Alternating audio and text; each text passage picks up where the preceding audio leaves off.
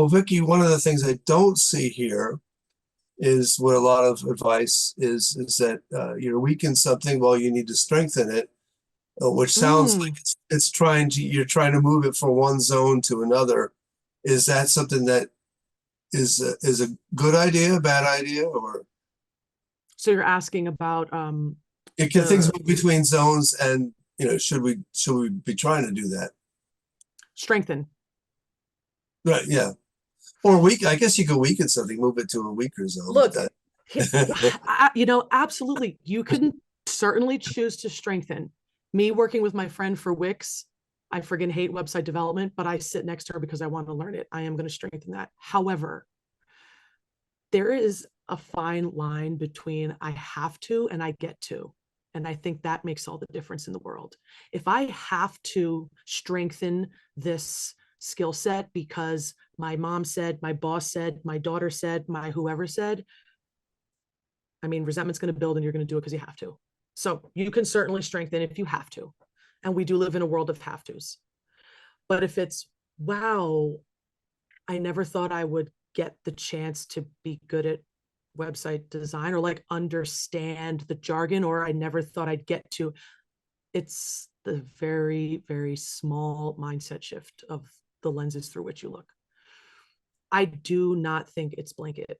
I don't think that it's prudent to just strengthen areas that are in the lower quadrants because we live in a society that says you should work on your weaknesses.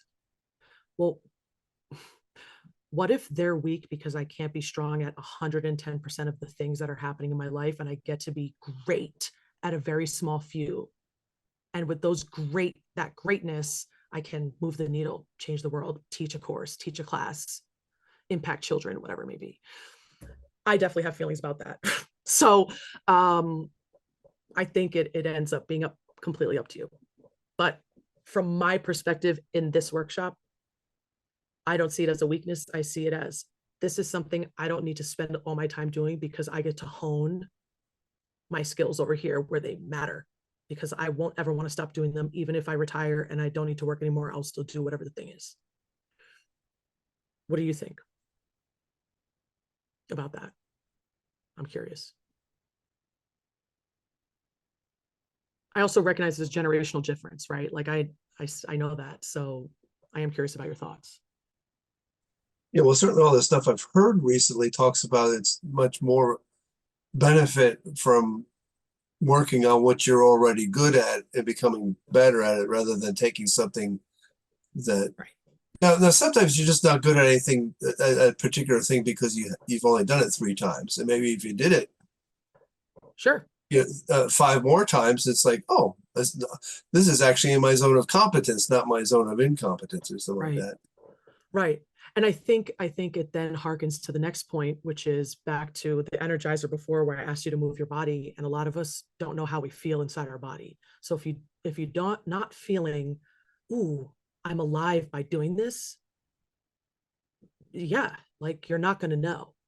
Then what you're good at, you're not allowing yourself the space and time to recognize, oh, actually, I'm never energized. I'm always depleted. Oh, why am I so irritable and triggered? And always when I'm doing Excel, or like, why am I always triggered when I'm having to do the entire process of laundry from like pickup all the way to folding, whatever it may be, right? Those are your own personal landmarks that aren't going to be cerebral. They're going to be embodied. And that's why this is a really difficult thing to like not teach but share, because it is completely individual. Only you can know.